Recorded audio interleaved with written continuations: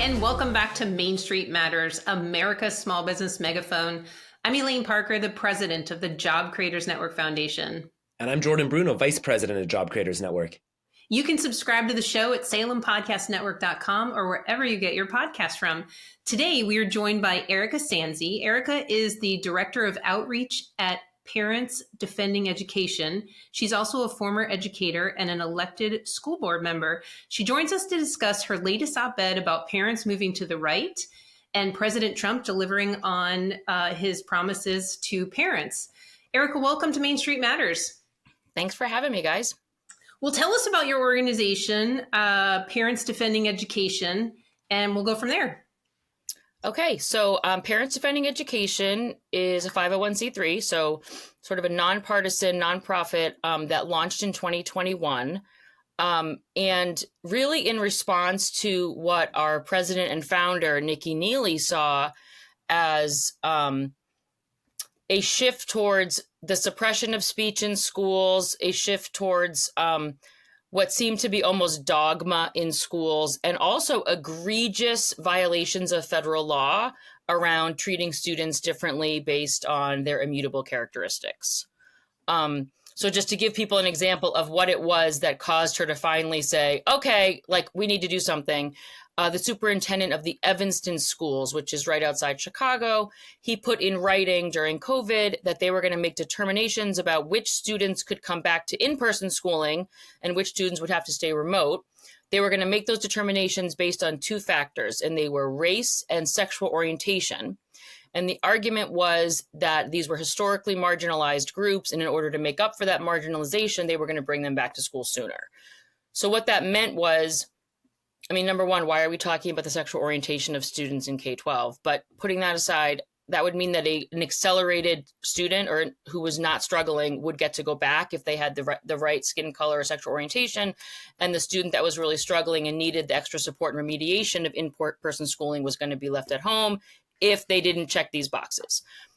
So we launched again in 2021. Much to the chagrin of some parents, we did not engage at all on issues around masks or like closures. We weren't a COVID organization. But what was connected to COVID was that the problems we were seeing, again, around compelled speech, suppression of speech, and a fixation on race, gender, and this sort of like this social justice bucket, that was being revealed to parents because their kids were not in school, they were on Zoom. And so suddenly a lot of the craziness that was happening behind closed doors in the schools was suddenly being broadcast through the laptop at their dining room table. So there was definitely like an overlap, but we were not an organization that was out fighting mask mandates. We were an organization that felt like the free exchange of ideas had disappeared from too many schools. And that there was no political neutrality anymore.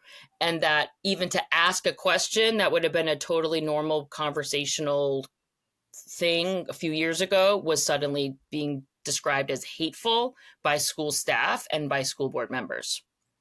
Yeah, I get the connection to COVID. I think COVID is, well, as negative of consequences that it brought, the things that have come out of it on the education side for our kids are these revelations about what our kids were being taught, what was being said to them. And many times, I guess our kids really didn't know to come home and say, hey, mom, this just doesn't sound right, or they just, how's your day, honey? And they would say, fine, like a normal teenager would say, and you don't get anything out of them. But what was really happening, we were suddenly witnessing real time on Zoom. And so I love what you guys have done and your focus. You wrote this op-ed in Real Clear, and it talks about parents moving to the right, pundits panicking while Trump delivers on education. You say in your op-ed that parents actually, with school-age children, influenced the election, shifting 7 points to the right between 2020 and 2024. Yep. Talk about the issues that you think directly impacted that. And I know you did a poll too, so you can talk a little bit about that also. Yeah, so because I had my ear to the ground, and because it's kind of my job is to sort of like have my ear to the ground on this stuff, I kind of saw this Trump train coming as it related to K-12 education, which is to say, I saw a parents reaching a boiling point, and it was not a partisan thing. Certainly, conservatives and Republicans had gotten to that point quicker and faster and were more aware of it because they were more willing to sort of acknowledge that it was happening. What we saw among a lot of independents and Democrats earlier, like in the 2020, 21, 22 timeframe, was this sounded way too crazy, so this couldn't be happening. Or if they were hyper progressive, then they would be like, this is awesome. This is exactly what I want for my kids. But as time went by, what we noticed was rather than getting tons of private messages and texts and DMs from lifelong Democrats saying, oh my God, this is crazy what's happening in my kid's school, we started to see more of them sort of like break through and begin to articulate their concerns. Maybe not broadcast like to the world, but certainly they were a little bit more willing to talk about it as opposed to being terrified that they would be excommunicated from their social networks if they said anything. So again, it seemed to me that that it was like I was seeing almost like a crescendo where it was like people were sort of getting ready to say, okay, this is too far. And certainly the issue of males being allowed to self-identify into female athletics, that was definitely one thing that I think really got people that were sitting on the sidelines to finally be like, I'm done. So after the election, of course, we didn't know really what had happened in terms of the numbers, but after a little while, we were able to see that there was a 7-point swing among parents with kids under 18. So essentially that's schooling age. And that was a 7-point swing in 4 years. So from 2020 to 2024. So that seemed really significant. So then we commissioned a poll to ask some questions so we could get a sense of where people were landing on some of these issues. And unsurprisingly, the poll definitely confirmed what we saw in the election. And again, like I kept saying, I saw this coming, but I didn't really have any way to prove it. And what we saw was just overwhelming numbers of parents, not only conservatives and Republicans, but independents and Democrats that were opposed to things like schools withholding information about gender identity from from parents. So even if it's your own child who's literally like existing as the opposite sex all the time at school and in school activities, the policy in most schools around the country is to withhold that information from the parents if that's what the child wants. The other thing that we saw was if you asked about, wanting schools to focus more on the basics, so that would be math, reading, writing, civics, whatever, that number was over 90%, that they wanted them to get back to more of a focus on academics. And also something a lot of people may not be aware of, but in this world of social justice and equity, which sounds so good until you dive into how they're defining those things and what they're doing. Two things that we were seeing were around grading and around discipline. So the grading around equity was, we're seeing these gaps, again, anytime they're seeing gaps among groups of students, they want to eradicate the gaps. But the problem is eradicating gaps means a lot of things in the child has to change. But the school doesn't have the power over that. So instead it becomes, well, we're not going to count homework anymore. Well, we're not going to give zeros. So what a lot of people did not realize is that students receive credit even if they do not even turn in anything. And again, there's a debate to be had about the student who is consistently doing their work. Some happens, they have 1 0 and it completely pulls their grade down. But that's not what we're talking about here. We're talking about policy. Right. Because I have a friend who's a teacher in South Florida. And when it came out publicly, and this was, like during COVID as we were trying to recover, is the same thing. It came out publicly that they didn't give zeros. They didn't go lower than a D, even if you didn't turn anything in. And I asked her, I said, is this true? Because the school was denying it. And the school board, the county, and I asked her, and she said yes. And the reason why is because it's so hard to recover from a zero, that once you get that 60, that's bad. Like, it hurts, but a zero is impossible to recover from. Sounds logical, but I see what you're saying. You have to punish the people who do well, to help the people that do nothing. And that's it. You can't have equity like that. It also takes away the agency of the teachers, right? I taught for over 10 years. And obviously you have a student who never turns anything in and does no work and doesn't come to class. And this idea that you have to give credit, right, and pass them in the class, that does sound insane to most people. And that is not good for that child, right? So this idea that you're helping them, I would argue you're not helping them. Then you have another student who consistently does everything, but for whatever reason, like had a bad breakup with a girlfriend or a boyfriend and just like was a hot mess the day of the test, or, whatever, like things happen. I had these things happen. Those are very different scenarios, and teachers kind of need the agency to be able to, these are grownups, right? They can use discretion. The problem was the school district passed these policies in the name of equity that they couldn't give zeros, they couldn't fail anybody.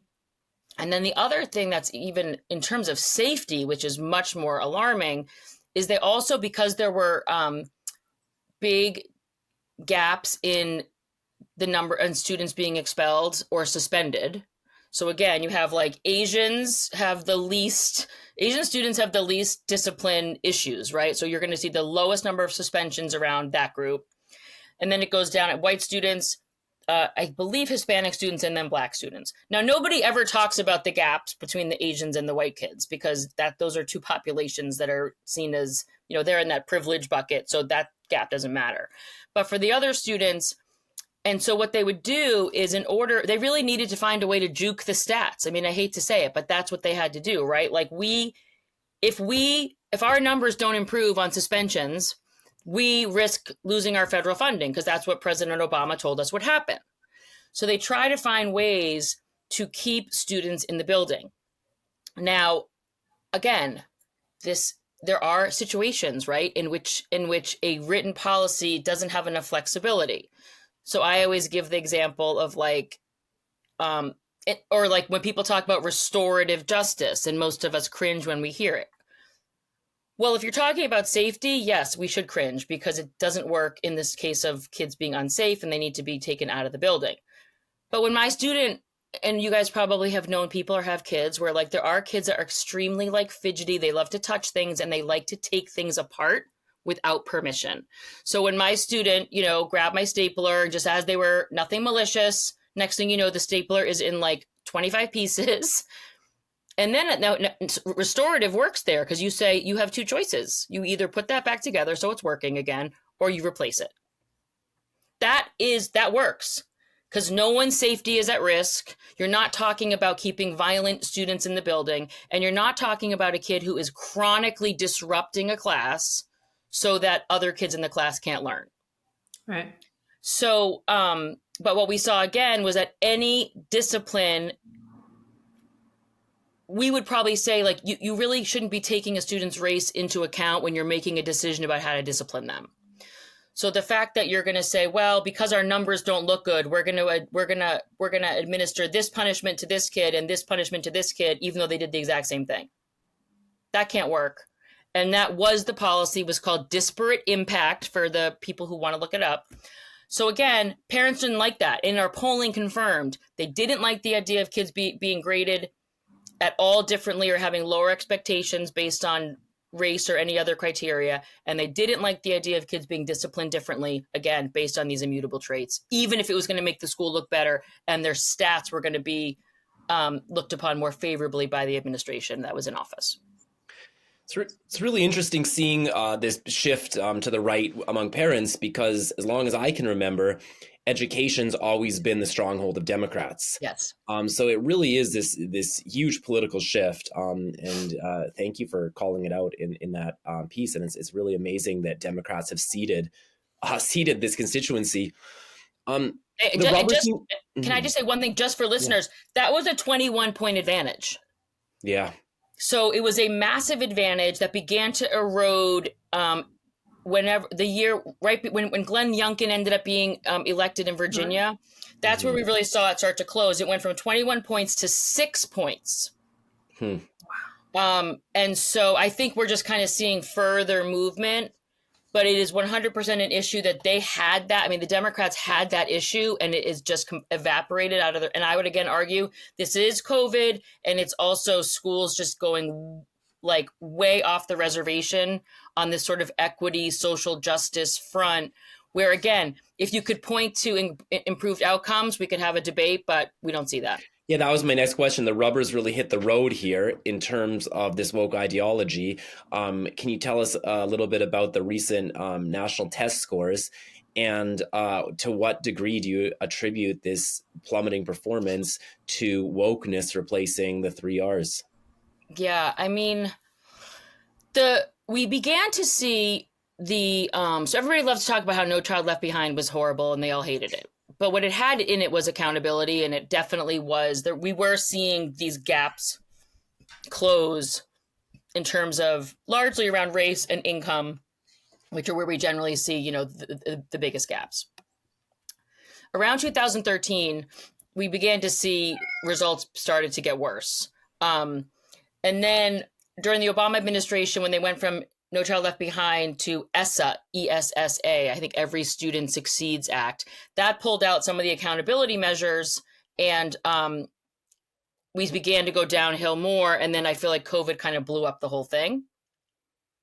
So the results, I'm trying to decide if I was like surprised by them or not. I mean, on the one hand, there was $190 billion infused into K-12 school system by the federal government during COVID. So to have infused $190 billion with no strings attached, that's a problem. And see no improvement, that's kind of staggering. And so one has to say, I keep hearing about how if we just do this equity stuff, kids will do better. If we just do this social emotional learning, kids will do better.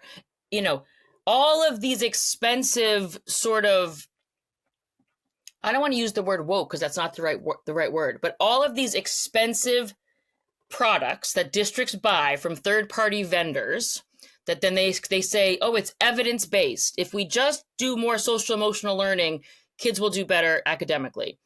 If we just, get rid of honors classes and we mix everybody together, kids will do better. If we just stop giving zeros, or we stop counting homework, or we don't care that they're late to class, kids will do better. But what we've seen is that they're not doing better. They're doing worse. And the most alarming thing that probably people don't realize, because you have to kind of really like dig in and look, there are 4 levels when they test every 2 years when they do the National Assessment of Educational Progress, which is referred to as NAEP. Also the nation's report card, you'll hear it called. There's 4 scores. You can get, you can be above proficiency or exceeds proficiency. Tiny percentage of kids get that. Then there's proficiency. And again, a minority of students get that, but it's a bigger number than the tippy top. So let's say we have a third of students, no, I think our quarter, now I forget which it is, but a small chunk are proficient or better. Then there's basic, which means like you show some signs that you're approaching proficiency, but you're not there. And then there's a category called below basic. And this category is like very alarming in terms of what it shows that students do not know. And in the results that came out a couple of weeks ago, we have more students in the below basic bucket in math and reading than ever in the history of when this test was began, I believe, in 1992. Yeah, well, I mean, as any parent can attest, teaching math and reading to kids is hard. And from what I can guess, putting on slideshow presentation about equity, and filling all your lessons with social justice stuff is easy and it gets you through the day. I'm not calling teachers lazy, but it's just human nature that this garbage would start to cannibalize the hard work that needs to be done to teach kids the skills they need to succeed. Would you agree with that assessment? Well, the other thing is teachers are being pressured to do, I mean, they are another big ticket item are the teacher trainings, and the teacher trainings now are steeped in all of this. So to the point where it's not just we're going to like make you talk about your race at work, or we're going to like, you know, tell you that it's your fault that all of these horrible things happened in the past, but we're going to also tell you that you need to do XYZ in your classes to align with our priorities of equity, etc. It was interesting. I was on, I did an interview with some TV outlet last week, and the other guest on with me was a math teacher, I think in New York, and he teaches high school. And he said one of the biggest problems is that the students in his class do not know the words that he is using in a math class. So he said, I have to use words like ascend or declining. And he said, my students are so far behind that they don't know the vocabulary that I, as a teacher, am using in a high school math class. Which didn't surprise me, because look at the literacy results we just saw. But that's a change. I don't think many high school teachers from 20 years ago would be saying that they had enough students that didn't know those words that they were going on television to talk about it. I mean, that's how big of a problem it is. And so, I mean, the math results were terrible also. But in his case, he's also like, I can't even use basic vocabulary with high school students at the moment because of how far they are behind. And he did cite the disruption and the COVID stuff as where he saw this totally go off the rails. The other thing too, like, and I know you guys will probably agree with this, like there's never one reason why things are happening. So like when people say to me, well, don't you think the cell phones play a role? Totally. I 100% think that people's ability to focus and their attention spans are like eroding. I see it happening in myself with my own, you know, phone and the video clips. And, you know, suddenly I'm like, why am I using a GPS to go somewhere that I've been 10 times? So I do think that, you know, so when teachers are like, I think it's a perfect storm of you disrupted their schooling, you closed their schools, you put them in hybrid schooling, you put them on screens. You know, my district went 1-to-1 Chromebook, so they pay for every student in the district to have a Chromebook, which means the kids are on a screen like all day. And they brag about that. Like that's like something that we as a district think is a selling point, right? That everybody has a Chromebook. We spent so much money on that. We're 1-to-1. Well, in hindsight, I think people are probably like, that was dumb, because this whole being on screens thing just isn't, I don't think it's good. So I think it's the screens and the phones. I think it's the COVID disruption. And I think it's this total shift away from the focus on the basics of what students need to know. I mean, to me, it's like, I'm actually working on an op-ed about this, because I'm like, at this point, if you cannot achieve your basic function, right? You're not teaching them how to read successfully. You're not teaching them how to do math successfully. There are a million factors as to why that's not happening. The school is not the only factor, right? Like we can easily look and see certain groups of kids spend a lot of time doing homework. Certain groups of kids do no homework. We know that students that are in a 2-parent family have more success in school than students who are not. Like the schools cannot fix that.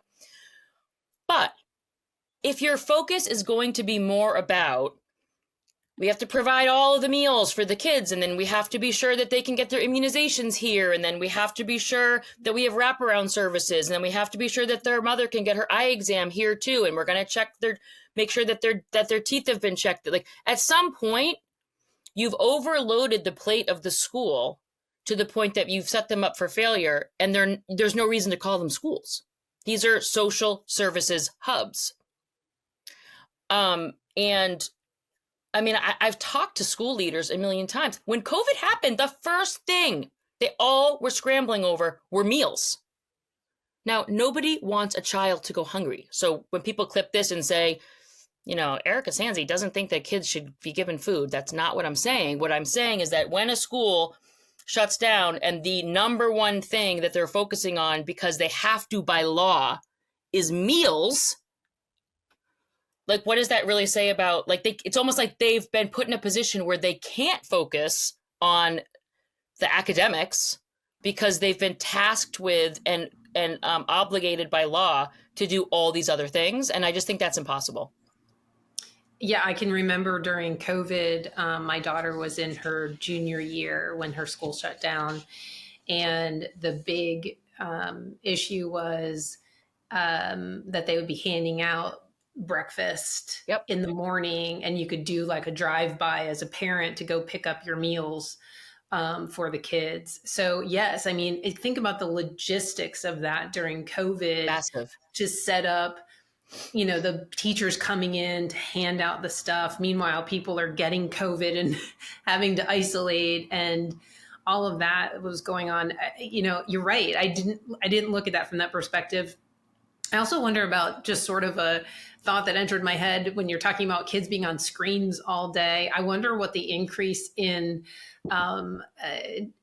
eyesight and hurting their eyesight, more kids wearing glasses as a result, and the costs associated in the healthcare system. If you're staring at a screen all day, here how much that impacts your eyes. I know it hurts mine. I was going to say, I don't know about kids because I haven't looked at that, but my eyes feel like they're just constantly getting worse. What I will say, there is very good research on, as opposed to fake research, which is what they cite for all of the social emotional learning garbage, that the retention is just not nearly the same reading on screens.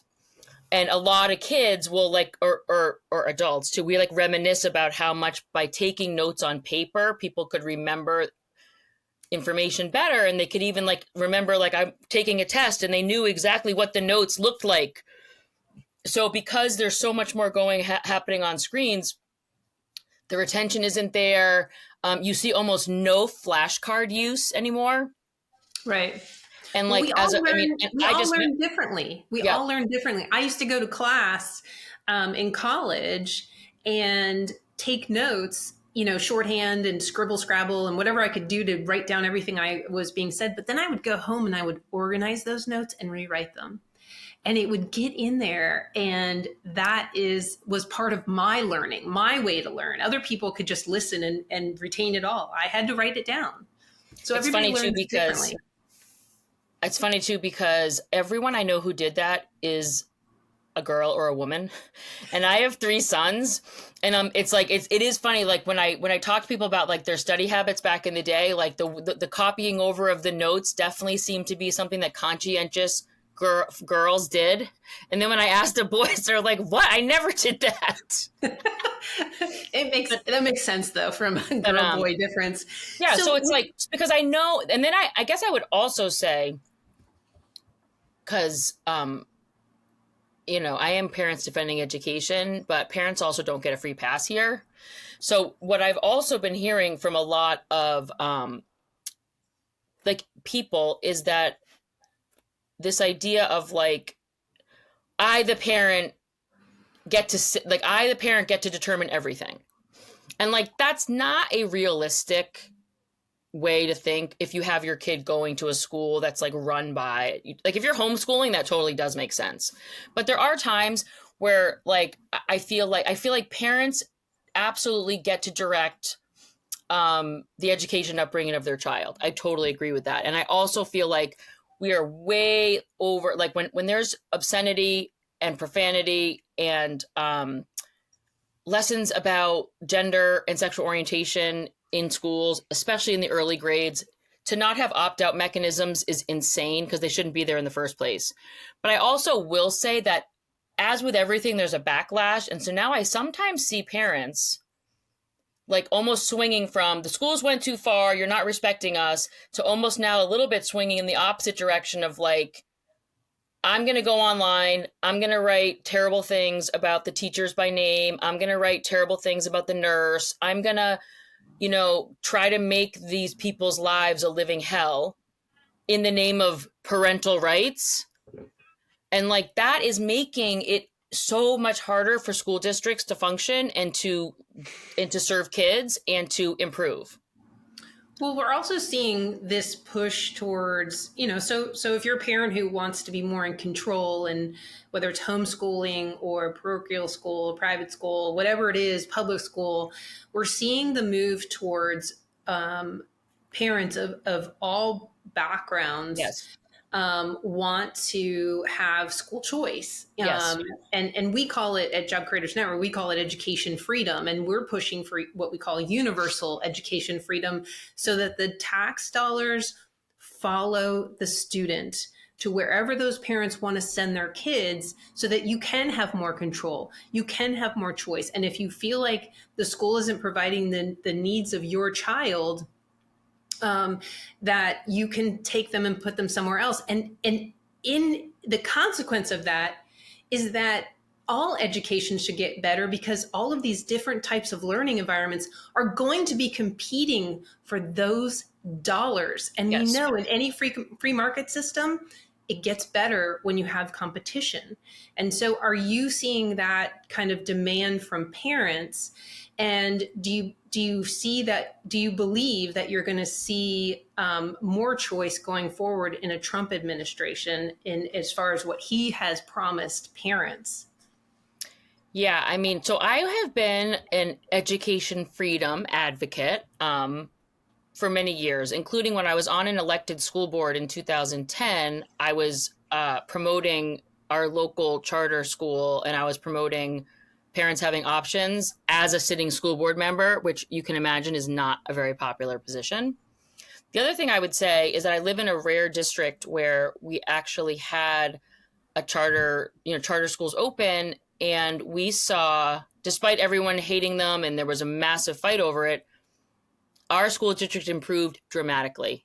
Mm-hmm. The competition was such that in one breath, everybody was, angry and mad about the charter.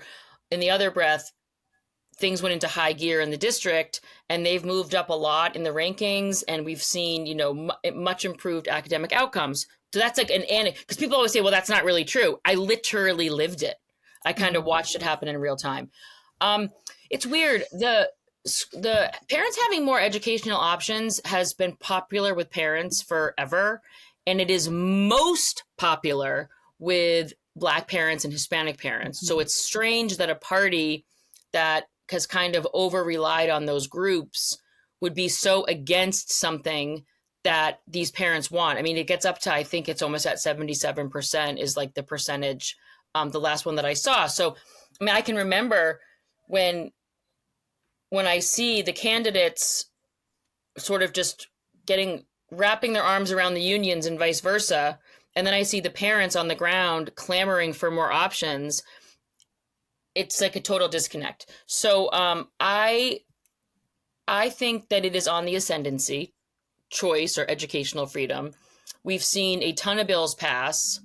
That I do think COVID really was the catalyst for that. Because I mean, to see kids going to school a mile away at a private school or in Florida, and then your school is closed for 18 months. I just think that, again, like this was an area too where, and this point's been made really well by other people. So I'm kind of like stealing other people's commentary here. Like Jarrell Bradford, for example, is somebody who's made this point many times. When you only have like low income parents clamoring for something, i.e. more options for their kids because they're residentially assigned to lousy schools, they have very little power, right? And we could argue too that when those are low income parents of color, they have very little power. What happened with COVID, and I think this is true, this was the first time that more middle class and upper middle class parents for whom the system had worked well enough, right? They weren't in these like atrocious schools that had failed for generations. It was really the first time that those parents like found themselves walking into that brick wall that other parents had been walking into for so long. So if you were a poor family and you're assigned to a terrible school and you have no options, you're like getting the door slammed in your face constantly. COVID made that door slamming in the face phenomenon. Mm-hmm. it broadened it out to a lot more people. So suddenly you could have been like a person living in $1 million house in Fairfax, Virginia, but your school's not open, right? And your school board's insane. And you're not just being told no, you're being called terrible names because you have an opinion about a school not being open or about masks. So I think that what happened is that it's hard to get a groundswell of support for parental rights when you only have like this lower tier of parents that are in dire circumstances. Because when in history have the people at the bottom been able to like really, really bring about change on their own? By adding that other layer of now people with more political power who are saying, oh my God, these people are the biggest jerks. They won't even listen to me. They're slamming the door in my face. They're calling me a racist. They're calling me a transphobe. They're calling me hateful. Like, you got this army of parents. And that's what we've seen. And that's why when I get so, I mean, I'm kind of over it, I guess, but it's just frustrating to hear it always be right wing, conservative, Republicans. I'm thinking, if you saw the groundswell of parents that I've seen, this is really an apolitical reality, which is my school wouldn't open, or we have a 0% proficiency in reading or math, or, you know, my grandparents went to this school and it was terrible. And now, you know, we're here and it's terrible. Or you're making my first grader cover their face all day long. And then you're telling me that that doesn't affect their speech acquisition. Well, Erika, I mean, I love everything you guys are doing. I love, you know, how you talk about this issue because it affects everybody. And you're right. You know, it's the positive of COVID is that it impacted everybody at all levels. And that way we all were able to sort of build our voice up. So I appreciate everything you're doing. Where can everybody go to find out more about your organization and what you're doing and how they can support it? We are at defendinged.org. That is also our handle on Twitter X, is what I call it. We have a Parents Defending Education Facebook page and Instagram, so lots of updates there. And then on our website, we have a ton of resources for people, so people can just kind of go looking. The other thing I would say is we have like a map that tracks incidences of things that we consider to be inappropriate for schools, let's say. And the other thing I would add is like, we vet everything. So if something is not, if I don't have primary source documentation that has been vetted and corroborated, it's not going up on our website. So if you're looking for good information that is reliable and trustworthy, then yeah, definitely come into our website. And if you're having a problem in your school or you're not sure about something or whatever, you can always reach out and one of us will get back to you. Great. Well, Erika, thanks so much for taking the time to join us on Main Street Matters, America's small business megaphone.